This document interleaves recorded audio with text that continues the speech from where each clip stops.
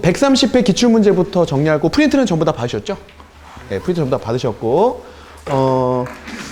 130 기출문제를 전반적으로 잠깐 보면 이번에는 조금 특이했어요. 특이했고 130회 전반적으로 잠깐 좀 리뷰를 잠깐 해보겠습니다. 130회 우리 이제 기초역학 부분은 기초역학 부분에서는 한 문제가 출제됐어요. 그죠? 그러니까 0법칙, 1법칙, 2법칙, 3법칙 뭐 아주 기본적인 유형의 문제 출제됐고 특이한 거는 건축 환경에서 문제가 무지하게 많이 나왔어요. 이번에 저번에는 문제가 거의 한 문제도 안 나왔었는데 이번엔 문제 많이 나왔다라는 겁니다. 5문제가 출제가 됐고 5문제가 출제가 됐어요. 그리고 기계 일반 그죠? 기계 일반 전반적으로 이제 기계적인 설비적인 걸 물어보는 기계 일반에서 한 2문제 정도 출제됐고요. 그죠? 그 다음에 공기조화에서는 전통적으로 나오는 만큼 나온 것 같아요. 공기조화는 한 6문제 정도 출제가 됐습니다. 6문제. 발정자로 괜히 시작을 했어요. 그죠? 네. 괜히 발정자 시작해갖고, 그죠? 자, 그 다음에, 공기조화, 그리고 이제 난방설비는 한 문제 정도 나왔고, 난방설비는 한 문제. 난방설비 한 문제인데, 이것도 일상점검 문제가 나와갖고, 그죠? 네. 급수계통과 연료계통 문제가 이제 출제가 됐었죠. 그리고 위생설비가 덜 나왔어요, 이번에. 위생 배관 쪽이 좀 덜 나왔습니다. 2문제밖에 안 나왔어요. 보통 요게 좀 균형을 맞춰갖고 공기조화랑 비슷한 유형으로 나오는데 요번에 위생 배관 쪽이 좀 출제 비중이 줄어들었어요. 그래서 오히려 이제 그 위생 쪽은 이제 암기나 이런 게 많기 때문에 요게 좀 약하신 분들은 쉬웠다. 그죠? 네. 그리고 건축 환경 쪽으로 좀 밝으신 분들은 또 쉬웠다. 이렇게 이제 느끼는 거고. 근데 위생 쪽으로 공부 많이 하신 분들은 또 어려웠다. 그죠? 냉동은 아예 안 나왔어요. 냉동 설비는 아예 안 나왔습니다. 이번에 냉동 설비는 아예 안 나왔고, 그 다음에 제어도 안 나왔어요. 물론 커미셔닝이 아주 소문제로 나왔는데, 안 나왔다고 보는 거죠, 그냥. 그리고 신재생이, 우리가 늘상 얘기하듯이 연료전지가 나왔고, 그죠? 연료 나왔고, 그리고 신재생 설비 전반적인 내용이 한번 나왔고요. 그죠? 이렇게 나왔습니다. 그래서 이제 두 가지가 보통은 앙상블이죠. 전반적인 거 하나와, 그 다음에 연료전지. 지금까지 계속 그렇게 커플로 나왔습니다. 그리고 법규가 아주 많이 나왔죠.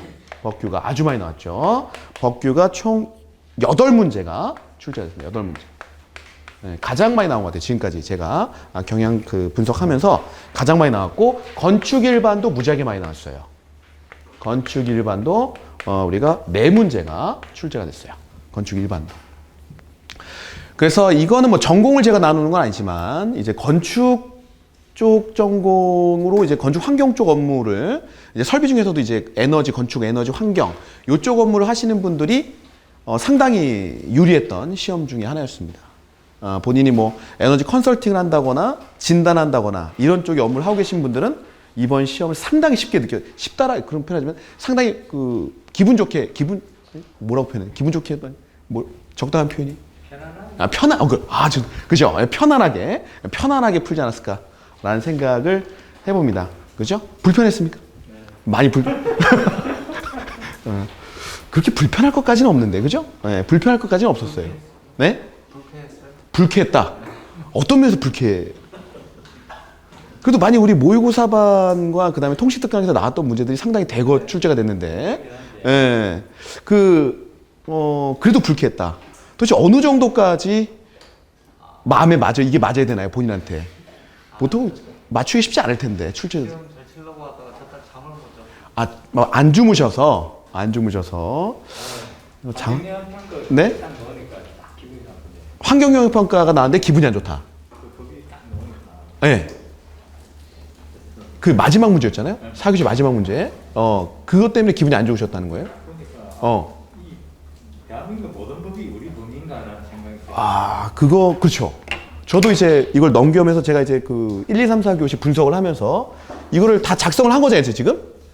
이걸 할 때 제가 뭐 저번에 말씀드렸지만 어마어마한 스트레스 시달리면서 만듭니다, 이거를. 온갖 법을 다 찾아보면서 만들죠. 그래서 환경영향평가라고 하는 것이 우리 쪽 분야에서 어디에 해당되는가를 곰곰이 생각을 해보죠. 우리 쪽에서 기계설비기술사가 환경영향평가에 뛰어들어서 뭘 할 수 있는가? 생각이 안 나더라고요. 네, 그래서 한 명 정도? 그러니까 부분적으로 들어갈 수는 있겠죠. 뭐 정수장이나 이런 거 할 때 들어갈 수 있는데 상당히 이례적으로 나올 문제다라는 겁니다. 그래도 저는 기분이 좋아요. 저희가 이렇게 많은 법들을 포지션을 갖고 그 다음에 메타버스에다가 뭐 디지털 트윈까지 이번에 나왔는데 정말 좋은 것 같아요. 이게 그냥 책상머리에 앉아서 공부한 사람만 붙는 시험이 아니고 전반적으로 시사적으로 밝은 사람이 붙게끔 딱 그렇게 문제 나왔어요 이번에. 이게 그야말로 뭐라 그럴까요 우리가 이거를 도대체 어떻게 해야 될지 모르겠는 거죠. 어떻게 해야 되나 이제 그런 생각을 잠깐 해봤습니다. 그래서 그 정규반 시간이 이제 지난 수요일에 이제 개강을 했는데 이제 우리가 뉴스를 좀 많이 봐야 된다. 뉴스를 이거 뉴스만 잘 봤어도 한 몇 문제 맞췄어요. 뉴스만. 그러니까 여기 기계설비 공부 안 하고 뉴스로만 몇 문제 맞출 수 있는 시험이었어요. 뉴스로만. 예. 좀 이따 제가 이제 강평하겠지만 그렇다. 그죠? 그래 너무 책상머리에 앉아있지 말고 뉴스를 보자. 그리고 여기서 제가 느낀 건 뭐냐면 기계설비에서 얘기하는 교과서적인 기본 문제 있잖아요.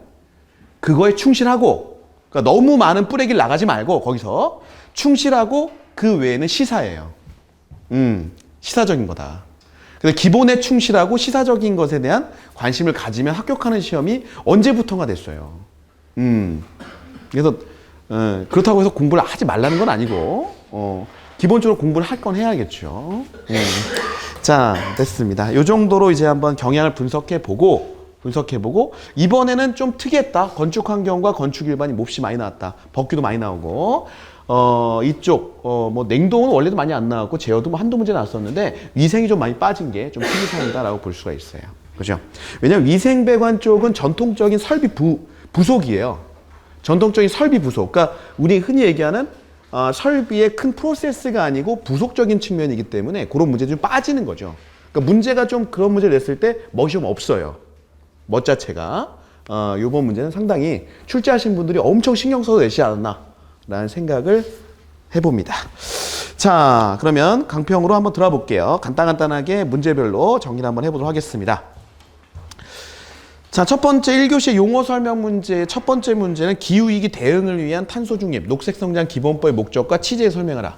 이거는 제가 나온다라고 죽을 창 얘기거든요. 그죠? 왜냐면 이거를 뭐 제가 뭐 신기가 있어서 그런 게 아니고 계속 이제 면접 때, 그러니까 면접을 할 때 계속 이 내용이 나왔었어요. 면접관이 계속 물어봤어요. 이거에 대해서. 그리고 우리가 뭐 녹색조성 지원법도 있고, 그 다음에 신재생 관련법들, 그 다음에 기후 관련된 여러 가지 에너지학 설계 기준은 많은 법들이 있는데, 그걸 하나로 모아주는 기본법이 없었거든요. 바로 이 하나로 모아주는 기본법입니다. 최상위에 있는 이 법이 최상위법이라고 보시면 돼요. 그래서 이제 큰 틀로 기술하는 내용이 되겠고, 거기에 이제 목적 부분의 첫 번째 줄 끝에 부분, 온실가스 감축 및 기후위기 적응 대책을 강화. 요게 키워드예요. 이 문제. 그러니까 법규에 나와 있는 목적을 그대로 똑같이 적을 수는 없는데, 이 키워드가 들어가면 어느 정도 점수가 나오는 문제예요. 그리고 이제 취지, 의미. 이게 답이 없어요. 취지, 의미 답이 없어요. 답이 없고 여러분들이 취지를 정리하면 되는데, 법규에서 굳이 취지를 제가 찾아보면, 탄소 중립 사회로의 이행과 녹색 성장을 위한 기본 원칙이라는 게 있습니다. 네, 그 부분이 취지에 가깝다. 답은 없어요. 여러분 생각하는 취지. 그러니까 탄소 중립을 확립하기 위해서 진행한다라는 내용 위주로 써주시면 되는 문제 유형이었습니다. 그래도 이거는 상당히 많이 익스큐즈를 해준 거죠. 출제하시는 분이 익스큐즈 해주시고 내주신 거고, 여기서 점수를 얻는 거는 그 첫 번째 대제목 옆에 적혀 있는 재정과 공포일자를 적어주는 센스. 그죠? 네, 이런 것들이 이제 객관화를 해줄 수 있는 내용 중에 하나입니다. 자, 됐고요. 그 다음에 문제 2번으로 넘어가겠습니다. 네, 패시브 하우스의 중요 고려 사항에 대해서 설명해 달라라고 이제 문제 출제됐고, 이 패시브 하우스는 그야말로 건축 계획이죠. 건축 계획. 그러면 중요 고려 요소라고 했어요. 그러니까 답은 여러 가지가 나올 수 있는데, 제가 이제 생각한 답은 고려할 때 우리가 건축물 에너지학 설계 기준 사항에 꼭지가 있잖아요. 배치적인 관점, 그 다음에 평면적인 관점, 단열 관점, 기밀 관점, 자연체험 관점. 이쪽에서 정리를 해주는 게 낫지 않나. 제 생각은. 근데 뭐 여러분들 생각 다른 쪽으로 풀어도 또 되는. 그죠? 여러 가지 방향이 있습니다. 이렇게 들어갑니다. 그러니까 다양한 관점이 도출될 수 있는 내용이었다. 이게 쉬운 문제였고요. 자, 그 다음 문제 3번. 자, 요거는 128회. 128회에 출제됐던 것을 살짝 바꿔놨어요. 그죠? 살짝 바꿔놨고, 부산 지역의 하지대, 네, 태양고도와 남방도일 값을 한번 해봐라. 여기서 말한 태양고도라고 하는 것은 남중고도를 얘기를 하는 거고 고도각이 가장 높을 때를 얘기를 합니다. 근데 저는 이제 답안에다가는 남중고도와 최저고도를 같이 놔뒀죠. 여러분들 답안지에 남중고도만 쓰셔도 답이 되는 문제예요. 남중고도는 90 마이너스, 자, 위도 마이너스, 자, 적이죠. 근데 여기 적이가 하지일 때, 동지일 때가 다르죠. 하지일 때가 23.5, 그 다음에 동지일 때 마이너스 23.5를 해서 정리를 해줍니다. 그래서 최종적인 답은 78.5도예요. 78.5도. 78.5도로 정리가 되고, 그 다음에 여기서 문제에서 물어본 게 냉방도일을 물어봤어요. 남방도일이랑 냉방도일을 물어봤다. 여기서 지금 함정이 지금 도출되고 있는데, 이 냉방도일은 반대죠. 반대예요. 밖의 기온이 더 높아요. 안의 기온이 낮고, 남방도일은 반대로 안의 기온이 높고 밖의 기온이 낮았죠. 그죠? 그래서 그게 바뀌어서 계산을 해주셔야 돼요. 보면 5개 1 평균 기온 마이너스 5개 1 지금 교과서에 있는 겁니다. 거기 평균 기온 마이너스 자 뭐가 되는 겁니까? 균형점 온도가 되는 거죠. 여기서 말하는 균형점 온도는 남방도일에서는 남방 개시 시점에 대한 온도가 될 것이고 냉방도일이기 때문에 냉방 가능, 냉방 시점, 즉 냉방이 출발한 시점의 온도가 되는 거예요. 그죠? 자, 그래서 문제에서 보면 몇 도입니까? 몇 도로 돼 있어? 최고 기온은 34도. 그 다음에 자 최저 기온은 26도. 그 다음에 평균 기온 2 마이너스 균형점 온도 25도. 이렇게 해서 냉방도일 뽑히는 거죠. 그죠? 네. 그 냉방도일 뽑히면 얼마? 5도일? 그죠? 5도일. 이렇게 정리되는 문제였습니다. 이 문제가 128회 출제되고 또 출제됐어요. 그리고 이번 시험에 나온 문제 중에 3문제가 128회 출제했던 게 이렇게 나왔어요. 네, 이번에. 자, 그 다음에 4번에 보면 그린 리모델링에 대해서 설명하시오. 이것도 엄청나게 강조라고 계속 제가 강조했던 내용인데 특히나 정의 부분하고 그 다음에 주요소와 부요소, 추가 요소. 주요소가 뭡니까? 필수 공사가 되는 거죠. 그리고 자 추가 요소는 선택 공사가 되는 거예요. 이거 챙겨놓으라고 제가 모의고사 수십 번 서면으로 무지하게 얘기는. 네. 근데 안 챙기잖아요. 그죠? 기본적으로. 챙기라는 거는 안 챙깁니다. 그러니까 챙기지 말라고 해야 될 것 같아. 이거 챙기지 말라고. 자, 그래서 기술 요소분이 주요소, 추가 요소 들어간다는 거 기억해 주시면 되고요. 자, 그 다음에 이제 문제 5번도 빌딩 커미셔닝, 그 다음에 PMV, 그 다음에 PPD. 이거는 뭐 아주 자신있게 푸셨을 거예요. 자신있게 푸셨고 중요한 거는 3번에 PPD를 적을 때 그래프. 이 그래프가 들어갔냐 안 들어갔냐. 이게 이제 필수 요건이 되는 거죠. 이거 안 들어갔으면 점수 안 나옵니다. 아예. 그죠? 자, 오케이. 됐고. 이거는 뭐 아주 쉬운 문제였고. 6번. 이거는 흥분의 도가니죠? 자, 습공기 선도를 도시하고 그 구성 요소에 대해 설명해라. 이거 뭐 어떻게 해? 습공기 선도를 도시만 할 수 있으면 풀 수 있는 문제죠. 근데 이 문제에서 시간이 무지하게 많이 걸렸을 거야. 일반적으로. 왜냐? 그림에 계속 그걸 붙였을 거예요. 그죠? 그 다음에 분명히 뭔가 몇 개가 생각이 안 났을 거고요. 그죠? 대부분 이제 뭐 생각이 안 나는 것들이 뭐 수증기 분압이 생각이 안 났을 가능성이 있고, 그 다음에 열수 분비라든지 현열비 뭐 이런 것도 생각이 안 나고 어디에 갖다가 붙여야 되는지가 헷갈렸을 거예요. 자, 됐습니다. 쉬운 문제였고요. 7번. 이것도 푸는데 무지하게 오래 걸렸을 겁니다. 연력학 0법칙, 1법칙, 2법칙, 3법칙. 왜 오래 걸렸냐면 쓸 말이 많거든. 할 말이 많아요. 그래서 여기서 시간이 오버됐을 거예요. 꽤 많이 오버됐을 거예요. 그게 이제 시험에서 그 어떤 전략인데 절대 너무 자신 문제라고 해서 오버가 되면 그 시험 망칩니다. 잘못하면. 그래서 항상 10분 내로 끊어야 돼. 무조건 모든 문제를. 10분 내로 끊어야 돼. 그래서 이거를 어떤 분들은 2페이지 적었을 거예요. 2페이지. 2페이지. 2페이지 적었죠? 3페이지. 각 법칙별로 한 페이지씩. 네. 자, 그래서 0법칙은 열평형, 그 다음에 1법칙은 에너지 보전, 2법칙은 열이동의 방향성, 그 다음에 3법칙은 우리가 절대 온도 제로에 도달하지 않는다라는 거, 네, 그것에 대한 내용이죠. 네. 자, 됐습니다. 그 다음에 8번. 자, 이 문제는 답이 여러 가지로 나올 수가 있어요. 왜냐하면 문제 자체를 조금 더 광범위하게 줬거든요. 신축 건물 준공시 시공사가 건축주에게 인수인계할 때 건축기계 설비 분야에서 확인해야 할 서류에 대해서 설명하시오. 이거 답이 수천 가지 나옵니다. 만약 현장 돌고 있죠? 현장마다 현장 담당하는 사람마다 다 달리 있을 거야 아마. 우리 현장이 이렇게 냈거든. 그죠? 그래서 이거는 답이 여러 가지로 분파돼서 나와서 채점하신 분들이 어떻게 해야 되나 고민하실 거예요. 근데 저는 어떻게 풀었냐면 기계설비법 관점에서 풀었어요. 기계설비법 관점에서. 그러니까 기계설비법 관점에서 사용 승인 시점이거든요. 요 준공 시점이. 승인 시점이 뭘 내야 되느냐? 네, 그 기계설비법 시행규칙 6조하고 기계설비 기술기준 제19조 참고해서 기계설비공사 준공설계도서, 그다음에 사용전 확인표, 성능에서 완전 확인서, 사용적합 확인서, 검사 결과서. 요게 이제 포지션돼 있어요. 근데 이렇게 적기는 어렵죠. 시험장에서. 생각나서 적는 거죠. 실제 현장에. 자, 그 다음에 9번. 베이크아웃. 이건 베이크아웃은 뭐 전통적인 문제고 아주 쉽게 출제가 된 문제고 전반적으로 물어봤기 때문에 대제목을 4개 정도를 잘 적어주신 분들이 점수를 받으셨을 거예요. 아마 절차만 적으면 점수가 잘 안 나오죠. 개념 적고, 목적 적고, 관련 규정, 의무 적용 대상 적고, 베이크아웃 시행 기준 적고. 이렇게 다양하게 내가 알고 있다는 거 표현을 해주시면 좋습니다. 자, 10번 문제 드디어 나왔죠? 제가 수년간 이게 나올 것이라고. 네, 동영상 들으신 분들은 이게 나올 거라고 제가 수년간 얘기를 말씀드렸는데 드디어 소원풀이. 그러니까 기우제 드리듯이 또 그렇게 하면 돼요. 제가 그냥 계속 나온다고 하면 되죠? 나오면 몇 년 만에 나오는 거잖아요. 그죠? 네, 그 문제 중에 하나죠, 이게. 그런데도 요거를 이제 기억하지 않고 가신 경우가 많죠. 그죠? 너무 아까웠을 것 같아요. 그죠? 네.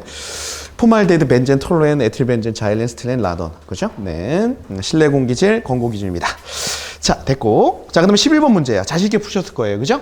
온도 차이 비율과 공동주택 결로 방지를 위한 설계 기준에서 정하는 다음 사항에 대해 설명해라. TDR에 대한 정의와 적용 대상 아주 쉽게 푸셨을 거고, TDR의 정의는 바로 공식이 정의죠. 예, 공식이 정의가 되고 이제 레인지 0에서 1의 레인지 갖고 있고, 그리고 이제 적용 대상, 그러니까 적용 대상이라는 표현, 그러니까 어느 아파트에 되냐, 500세대 이상. 그냥 적용 대상은 이제 문, 출입구 뭐 이런 게 되는 거고요. 그래서 출입문, 벽지 접합부, 창 적용해서 이렇게 됩니다. 자, 이건 아주 쉽게 여러분들이 해결이 됐을 것이다. 12번. 와, 그죠?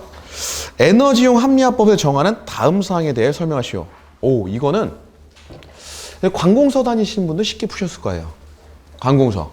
네, 관공서 다니시는 분들 의외로 쉽게 풀었죠? 이거 원래 알고 있던 거죠? 그죠? 관공서 프리미엄 붙었어요. 그죠? 관공서 프리미엄, 공공기관 프리미엄. 그죠? 저는 공공기관 안 다니고 있어갖고, 이게 약간 뭐라 할까, 이게 형평성이 맞나? 라는 생각을 가끔 해봅니다.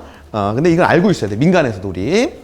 자, 에너지 사용계획, 제출 대상 시설 규모, 공공사업 주관자와 민간사업 주관자.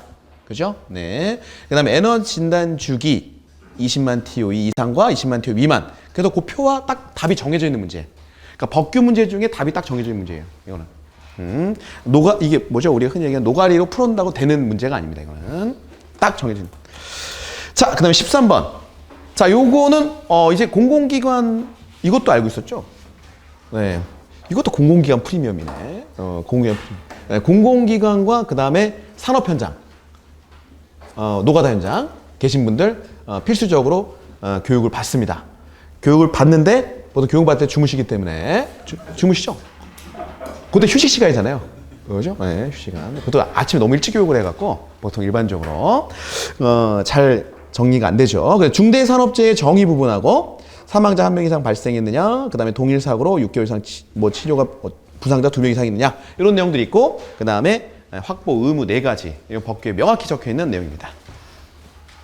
자, 이렇게 해서 이제 용어 설명을 마무리했는데, 저는 이제 이거는 난이도가 높진 않았어요. 이거를 뭐 제가 난이도 높았다, 뭐 어려웠다라고 말씀드리면 좀 이건 아니고, 물론 이제 생소한 법규 문제가 나왔는데, 법규도, 그러니까 이 법규라는 게 생소하다라고 하는 건 뭐냐면, 들어보지 못한 말들의 법규가 있거든요. 근데 이거는 다 들어본 말들의 법규예요. 다 들어본 법규. 그리고 평소에 뉴스에 나오는 법규고요. 뉴스에 나오는 법규고. 자, 그래서 어려웠다고 말하기는 좀 어려운 그런 시험의 난이도였습니다. 자, 2교시 가겠습니다. 2교시 서술 부분 가면, 자, 서술 부분도 그렇게 어렵지 않게 이제 출발하셨을 거예요. 1번 문제를 보면 열외수용 환기장치에 대해 설명해라. 구성요소, 그죠? 뭐 극기, 배기, 팬, 열교환 장치, 전열 소자, 여과 장치, 뭐 댐퍼, 덕트, 뭐 이 정도. 그다음에 또 추가적으로 더 쓸 게 있고, 그죠? 자, 그다음에 환기 필터 종류, 뭐 프리 필터, 미디움, 헤파. 그다음에 조금 고성능 가면 뭐 지하철 연대 가면 전기 집진, 그죠? 옆에다가 이제 종류만 잘 구성해주면 특성은 막 써주시면 되는 거죠. 그죠? 종류 구성이 중요하다, 종류 구성. 요것도 아마, 뭐 많은 분들이, 50% 이상의 분들이 푸셨을 거예요. 공부한 사람 중에 50% 이상. 그죠? 네. 왜냐면 시험장 갈 때, 이번에 200명 넘게 봤나요? 200명 중에 공부를 하고 가시는 분이 몇 분 정도 있을 것 같아요. 공부라는 것은 이제 평소에 뭐 한두 시간씩 하신 분. 3분의 1? 허수가 130명인. 아니 그 허수랑 아, 천재? 아니 그냥 처음 그냥 경험한. 아, 경험 잘 안 합니다. 이거는 기숙사 경험을 잘 안 하더라고. 한번 시험 삼아 보자. 뭐 이게 안 되거든. 가갖고 막 뭐 이상한 뭐 엄청 힘든 걸 경험하고 오잖아요. 그래서 제가 내린 허수는 허수라기보다 이제 그냥 가서 시험 보시는 분들, 공부 안 하고 보시는 분들이 한 반 정도. 제가 봤을 때 그냥. 그리고 공부를 하고 하시면 100명. 네, 100명. 그리고 다 쓰고 나오신 분이 100명 중에 한 요즘 같으면 한 50명 정도. 50명. 다 쓰고 나왔죠? 다 쓰고 나. 시험 안 허수예요? 허수 느낌이 나는데? 허수 느낌이 나는데, 허수 느낌이? 허수. 어디 보자. 여기 허수. 보셨죠? 어떻게? 그냥 가서 보죠. 조금하고. 거의 허수 느낌으로? 반허수. 반허수. 다 보고 나오고, 다 완주했고. 완주. 어때요? 기분이 어때요? 좋죠? 완주하니까. 네? 모르겠어요? 뭔가 감회가 있을 거 아니에요, 감회? 기분이 좋다거나 찝찝하거나 아니면 열받거나 뭐 아쉽거나 뭐 아쉽다. 그럼 허수가 아닌데? 허수는 아쉬움을 못 느껴요. 더 할 걸. 그죠? 봤더니만 이런 거죠. 뭐 어디서 본 것 같긴 한데 본 것 같긴 한데 적으려고 그러니까 안 되고 그런 내가 아는 건데 그러니까 안다고 느끼는 거죠. 아는 건데 적으려니까 안 되고 뭐 이런 어떤 그런 애매한 느낌. 그런 애매한 느낌이 거의 언제까지 지속되냐면 거의 합격할 때까지 지속이 돼요. 합격할 때도 그런 느낌을 갖고 시험이 끝나요. 그래서 그거는 늘상 갖고 간 내용이다라는 거 기억하시면 되겠고. 자, 문제 2번입니다. 자, 제너지 건축물에 대해 설명하시오. 이건 100% 노가리 문제예요. 100% 노가리. 우리나라 정부의 활성화 방안과 제로에너지 건축물 확산에 대한 장애요소. 이거는 완벽하게 의견 물어보는 문제예요. 그래서 이제 나름의 그러니까 정부의 활성화 방안이니까 정부 정책 위주로 적어줘야 되고 정부 정책은 채찍과 인센티브가 있어요. 그러니까 규제와 인센티브예요. 두 개 관점으로. 그러니까 규제 관점은 뭐냐면 공공기관 같은 경우 제로에너지 건축물 의무화 뭐 이런 것들이 규제로 잡아주는 거고 그 다음에 인센티브는 뭐 그런 거 해주면 이제 뭐 저기 취득세 좀 약간 줄여주고 뭐 용적률 좀 완화시켜주고 이런 게 인센티브가 되는 거예요. 그러니까 그 두 가지 관점으로 탁탁탁 풀어주는 문제였어요. 네, 정부는 그래요. 그죠? 네. 자, 그 다음에 이제 이번에 제로에너지 건축물 확산에 대한 장애 요소. 이거 그야말로 노가리죠. 근데 노가리인데 어디 노가리냐면 경제성, 관점. 그 다음에 기술 관점. 그 다음에 인식 관점. 그러니까 이제 그 인식이라고 하는 게 제일 중요한 건데 소비자, 건축주라고 하죠. 이걸 건축주, 우리 입장에서 건축주라고 하는데 건축주의 인식이 바뀌어야 돼요. 제로에너지 건축물로 무조건 지어야 된다는 인식이 생기면 되는 거예요. 건축주가. 지금 길거리에서 담배 피시죠? 말이 안 되잖아, 그러면 또. 옛날에는 길거리 담배 펴, 여기서 담배 펴, 다, 에브리바디 담배 피고 있잖아요. 그죠? 사무실 보면 창가 쪽에 담배 피고 여기 갖다 놓고 다 피고 있잖아. 창가 쪽에서 막. 지금 근데 사무실에 담배 펴요? 펴? 담배? 아니, 그 윗사람들도. 아예 안 피잖아요. 그죠? 화장실에서 막 피고 안 그러죠? 안 피죠? 불과 몇 년 전만 해도 막 다 피고. 뿌여. 근데 인식이 지금 그거 피면 난리 나는 거죠. 인식이 바뀐 거예요. 옛날에 당연한 거였거든. 담배 피고 재떨이 갈아오고 맨날 당연한 거였는데 지금 바뀐 거예요. 그것처럼 인식이 바뀌어야 돼. 그래서 우리나라가 유럽 선진국하고 차이가 뭐냐면 유럽은 이 기후 위기에 대한 거를 자기 일처럼 알아요. 유럽 애들은 그렇다고 하대. 자기 일처럼. 근데 우리는 누구 일이에요? 그냥 뉴스에서 나오는 얘기지 뭐. 뉴스에서 엘니뇨 뭐 그런 식으로 인식 변화가 제일 중요해요. 인식 변화. 그러니까 인식이 지금 아직까지 안 돼 있는 거 우리나라는 제로에너지에 대한. 그냥 정책인 거지 국민의 삶에 안 들어와 있어요. 이게 제일 큰 장애 요소입니다. 네. 제 생각이고요. 그죠? 네. 자, 그 다음에 3번 들어갑니다. 이거는 이제 급수 설비 설계 순서인데, 거의 간단하게 정리했죠. 급수 설비 설계 순서, 요 큰 틀, 급수량 산정, 급수 방식 결정, 기기 용량 결정, 관경 결정, 배관, 요 큰 틀만 제시가 되면 점수를 주는 내용이 됩니다. 물론 이렇게만 적으면 안 되고 세부 내용을 적어야겠죠. 근데 그 세부 내용에 대한 정확도가 요한다기보다 정확도가 매칭, 그러니까 완벽하게 교과서 적지 않고 요 큰 틀, 순서를 잘 정리해주면 되는 내용이에요. 그죠?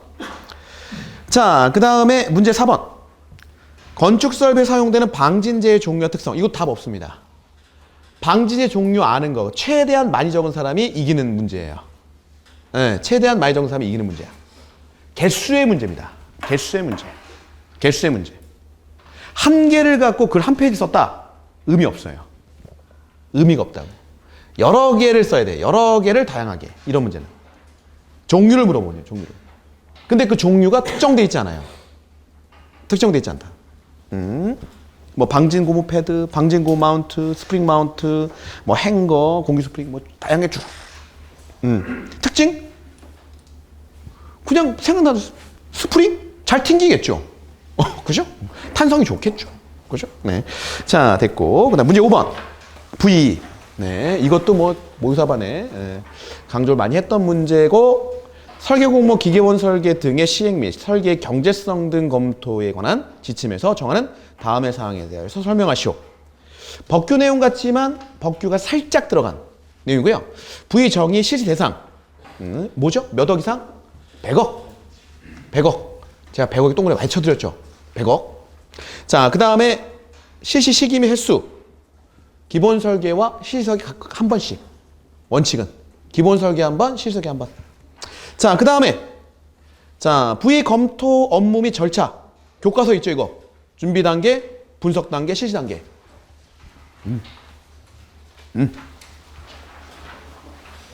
아쉬움이 남죠? 공공기관이잖아. 이것도 알고 있던 거죠?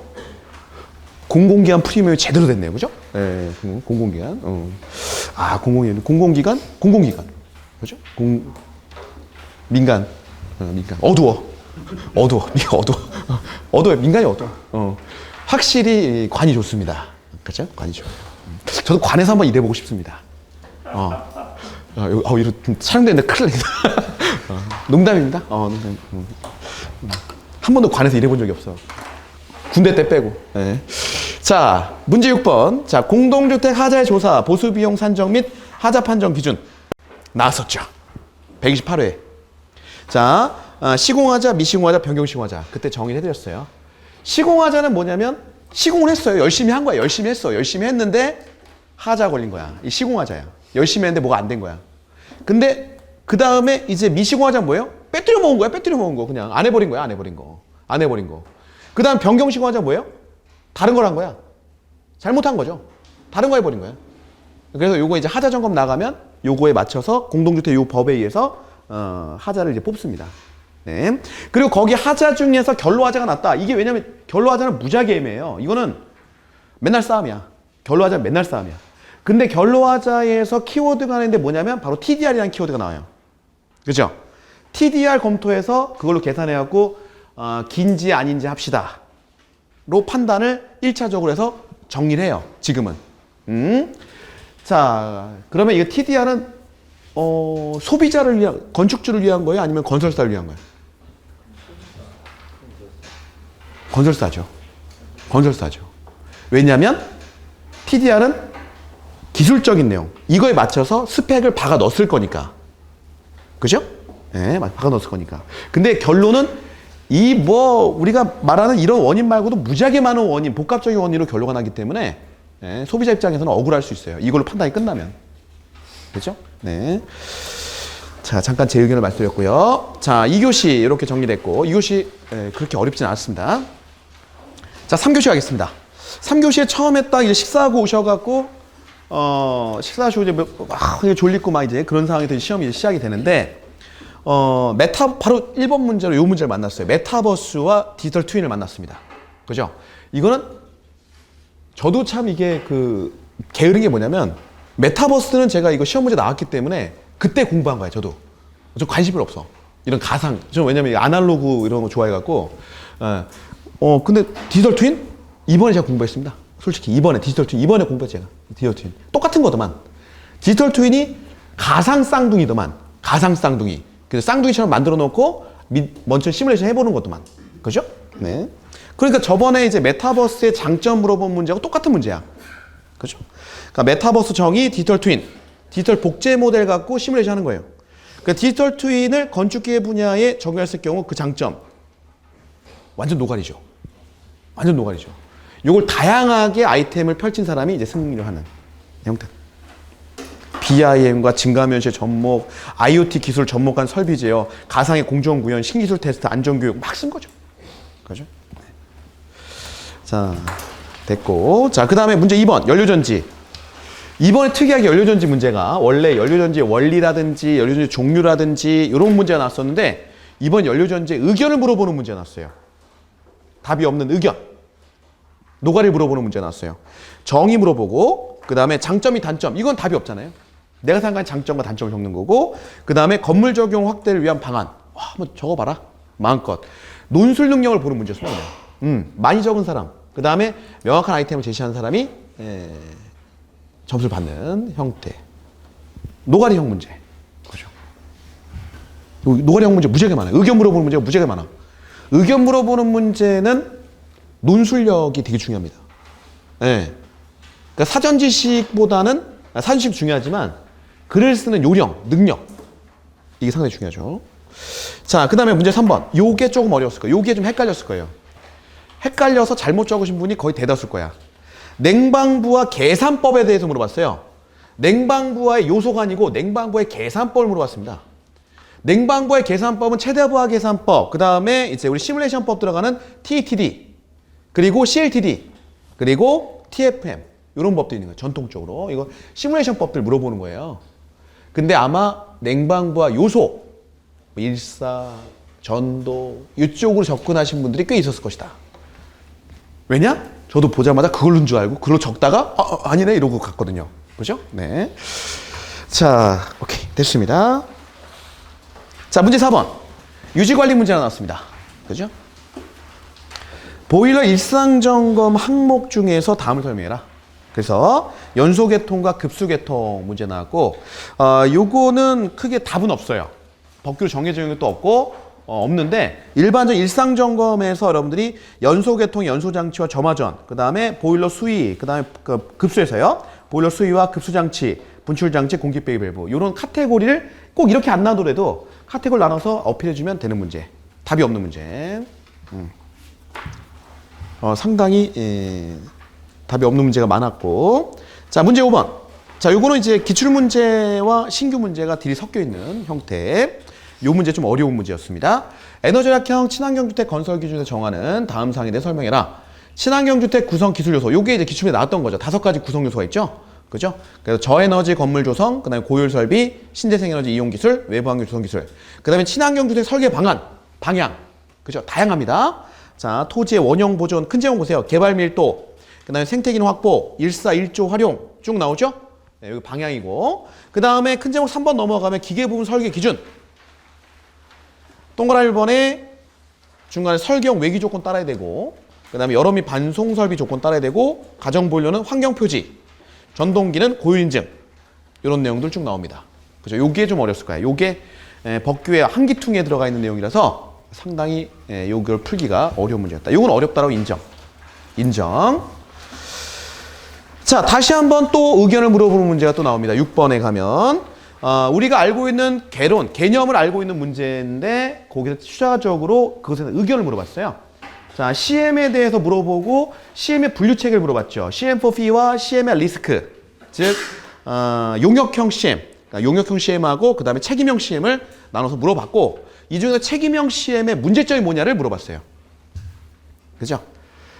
이 문제 왜 나왔을까요?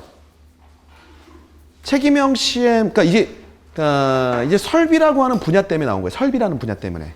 그러니까 이제 책임형 CM으로 가면 어디가 주가 되면 건축이 완벽한 주가 돼요. 건축이 확 다 끌고 가야 됩니다. 예? 왜냐면 책임형 시험이라고 하는 거는 발주자한테 통으로 받는 거예요. 그러니까 턴키가 있고, 턴키라고는 계약 형태가 있는 거고 CM의 관리 형태가 있는 거예요. 통째로. 그래서 턴키로 받는 겁니다. 통째로 다 받는 거예요. 그죠? EC가 누가 EC 엔지니어링 컨스트럭션이 즉 설계 시공 통합회사가 통째로 다 받는 거야 이거를. 그러면 설비라고 하는 물론 전기 설비, 기계 설비 다 있죠. 이런 설비 회사들은 몫을 전혀 내기가 어려워요. 그것 때문에 나온 거예요 이 문제가. 네, 그 취지. 그래서 요거는 전기 설비 쪽에서는 이것이 이슈가 돼서 문제점을 계속 설파를 했었어요. 네. 근데 우리나라는 지금 이 CM, 책임형 CM 쪽으로 계속 전환 중입니다. 전환 중입니다. 그래서 키워드는 방가로 6번. 3번, 큰 제목 3번에 방가로 6번. 전문 공정의 종합건설업체로의 과도한 종속. 요게 이제 메인 키워드가 되는 문제가 됩니다. 제 생각이에요. 제 생각. 제 생각이 그렇습니다. 그렇기 때문에 여러분 생각 다를 수 있어요. 근데 그 생각이 틀렸다는 건 시공 책임형이라고 붙고 시공이 반정되어 있어서 좀 헷갈리더라고요. 이게. 그렇죠. 그렇게 물어보죠. CMR 리스크를 우리나라 말로 시공 책임형이라고 물어보죠. CMR 리스크에 대한 문제예요. 책임형만 뭐. 그러니까 시공 책임형이 뭐냐면 처음에 다 발주를 받아갖고 끝까지 다 하는 거예요. 이 CM 업체가 모든 시공까지 다 관할을 시켜버리는 거예요. 설계에서부터. 싹 다. 시공이라고 특정을 해버리니까 이게 헷갈리더라고요. 근데 우리나라도 번역될 때 CMR 리스크가 그렇게 번역이 됩니다. 이 계통이. 그래서 우리 거기 보면 CMR 리스크, CM이 원도급자 입장에서 하도급업체가 지적 계약을 다 체결해버려요. 설계자 중에 다 끼고 다 체결해버립니다. CMR 리스크의 대표적인 유형이 우리 수업 시간에 했던 GMP CM, Guaranteed Maximum Price CM이 있어요. 그러니까 이제 자기가 공사를 진입을 하면서 자기가 이만큼의 공사를 끝내겠다라고 발주처와 계약을 하는 거예요. 근데 거기서 만약 절감을 했으면 그 절감분만큼 나한테 인센티브를 주고, 만약 오바를 했으면 그 오바분에 대해서 계약 때 발주처와 내가 손해를 책임지는 거예요. 우리나라가 그 CM 그 계약 때문에 문제가 됐었죠. 해외 공사에서. 그죠? 그게 시공용 책임. 문제가 되겠습니다. 자, 됐고 이제 4교시 갑니다. 이제 3교시 때 이제 어느 정도 우리가 이제 코너에 몰렸죠? 이제 코너에 몰리면서 지금 이제 말씀하셨듯이 전날 한숨 못 주무셔갖고 불쾌한 기분을 감추지 못하면서 3교시를 보내고 3교시가 끝나서 이제 보니까 오히려 이제 우리가 흔히 4점이라고 합니다. 4점. 그 미친 듯이 힘들다가 그 점을 넘어서는 시점이 됐을 거예요, 아마. 그죠? 뭔가 이제 그게 무서운 거예요. 4점이 넘어섰으면 안 힘들거든요. 근데 그때 쓰러지는 거예요, 사람이. 왜 쓰러지냐면 사람이 힘들다고 느끼는 거는 이제 그만 뛰어 해갖고 컨트롤 해주는 거거든. 근데 그 컨트롤이 없어지는 거예요. 그러면서 막 말려쓰기 시작합니다. 처음에 만난 문제가 ESG를 만나죠. 근데 막 ESG인데 어디서 들어보긴 했거든. 그죠? 들어보긴. 공기관. 맨날 교육받죠? 이거 공기관보다 사기업이 더 요즘에 뭐 한다고. 근데 공기관이 뭐 앞장서죠. 그죠? 네. 그래서 ESG도 역시 공기관 프리미엄 붙는 문제 중에 하나였고, 영어는 읽지 않겠고요. ESG의 개념, 그 다음에 각각 구성요소. 그래서 여기서 구성요소 3가지를 적는 게 키워드예요. 그리고 3번에서 다시 한번 또 의견 물어보죠. 뭘로 적용할 거냐. 또 노가리 문제가 나오는 거예요. 그러니까 여기서는 환경, 사회, 지배 구조의 그 약자를 적었느냐, 안 적었느냐가 이 문제의 시험 포인트가 됩니다. 그리고 적용을 위한 방안은 그 중에서 환경 부분에 대해서 다양한 이슈를 끄집어내면 되는 거죠. 친환경적인 거 내용 얘기를 쭉 해주면 되는 거예요. 네. 자, 역시 노가리형 문제. 이 문제. 이번에 어떤 스타일은 뭐냐면 약간의 개념과 대부분이 노가리. 뒤에 붙여준 노가리. 그래서 기본을 알고 있고 필력이 되면 합격하는 그런 유형의 어떤 시험이었습니다.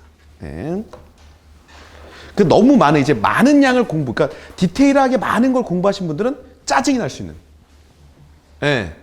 그죠? 정말 공부 많이 하셨죠, 이번에? 전날 왜 안 주무신 거죠? 공부 안 한 게 자꾸 생각나고 잠을 못 자더라고요. 공부 안 한 게 생각이 나요. 공부 안 한 게 자꾸 어떤 단어들이 떠오르고, 이게. 되지 않았는데. 그렇죠. 근데, 참 아쉽네요. 근데 그것도 좀 경험의 일종. 예. 그러니까 예전에 저도 이제 옛날에 토익 시험 보잖아요. 토익 시험. 이게 취업할 때. 토익을 봐야 되는데 토익 시험 전날 잠이 안 와. 막판까지 몰렸거든, 이제. 막판에 몰려 잠이 안 와. 잠이 안 와갖고 막 수면제를 막 먹는데 또 잠이 안 와. 계속. 그래서 밤새고 갔네요. 근데 그 수면제가 시험장에 가니까 바로 직방으로 오더라고. 정말, 그 듣기평가인가? 듣기평가 한 3번 했는데 깨니까 97인가? 개운하더라고. 그래가지고 이제 그래도 한 세 문제 안 맞잖아요. 세 문제 안 맞는데 다 찍어야 되잖아. 다 찍었지, 그냥. 다 찍어야 되잖아. 이제 그 100번 끝나면 그냥 걷어가는 거 아니야. 듣기평가는. 똑같이 그냥. 그래가지고 하고 이제 그 RC는 상당히 높은 점수 받았습니다. RC는. 저 리딩은. 바로 깨어나더라고. 그죠? 네. 그 다음에는 이제, 이렇게 하면 안 되겠다. 그래서 어떻게 했냐면, 며칠 전에 밤을 샜어요. 한 3일 전에. 3일 전에 밤을 새. 그 다음에 그 다음날 조금만 자. 그 다음날 조금만 자. 한 2-3시간만 자. 그러면 시험 전날 잠을 푹 자. 그렇게 한번 했다니까, 제가. 저도 고민이 많아갖고. 근데 건강에는 안 좋아요. 자, 그 다음 2번 문제입니다. 자, 펌프 시운전 시 에너지 절감 방법. 이거 답 없죠? 마음껏 적으시면 되죠? 마음껏 적으시면 돼요. 그러니까 요소적인 측면을 적어도 되고, 축에 대한 측면, 모토의 전달적인 측면, 그 다음에 펌프에서 나가는 반송계통의 배관적인 측면, 다 어우러 다 적을 수 있는. 자, 다양한 답이 나올 수 있고요. 제시되는 개수가 관건인가, 이거는. 개수. 몇 개 정도를 채점관분들한테 어필해 줬느냐. 그러면 틀린 말은 없거든요. 다 적으면 다 맞는 말이거든. 자, 네, 문제 3번. 똑같아. 이것도. 냉각탑. 고장의 현상, 현상에 대한 원인에 대한 대책. 이것도 현상을 제시하고 제시만 잘해주면 돼. 현상만 제시. 그래서 뭐 현상에 뭐 냉각탑 온도 상승한다, 냉각수가 감소된다, 이상과 진동이 느껴진다, 운전 전류의 과대, 물의 비산. 이거 말고도 다른 식으로 또 적어도 돼요. 역시 이것도 개수의 문제였다. 개수의 문제. 이번엔 정말 의견 물어보는 문제가 무지하게 많았어요. 네. 자, 문제 4번. 이거는 오랜만에 단일 덕트 방식 중 정풍량 방식과 가변풍량 방식에 대해 설명해봐라. 오랜만에, 정말 오랜만에 기사형 문제가 하나 출제됐습니다. 그러니까 기사 때 얼만큼 기본을 잘 갖추고 있느냐. 정말 기본을 잘 갖추냐. 기본. 그죠? 기술사를 합격했는데 정풍량 공조가 뭔지 몰라요. 기술사 합격했는데 가변풍량이 뭔지 몰라. 그러면 안 되겠잖아요. 그래서 그걸 한번 경종을 울리기 위해서 출제자분들께서 정말 잘 낸 문제입니다. 네, 기본에 충실한 문제. 그래서 요거는 이제 그 구성이 관건이에요. 그러니까 정풍량 방식이라고 하고 개념 주고 개념도 하고 적용초하고 특징 이렇게 어떻게 나눠서 요걸 썼느냐. 요게 관건이 되는 문제였습니다. 그 다음에 뭐 정말 잘했다 그러면은 마지막 부분에 정풍량과 변풍량의 비교를 대제목으로 적어줬다면 상당히 좋은 퀄러티의 답안지가 되는 거죠. 자, 5번. 네, 전반적인 문제. 신재생 에너지 설비의 종류 및 각 설비의 정의. 이건 답이 있는 문제예요. 그러니까 종류가 답이 딱 정해져 있어요. 정의 부분은 적었나? 그죠?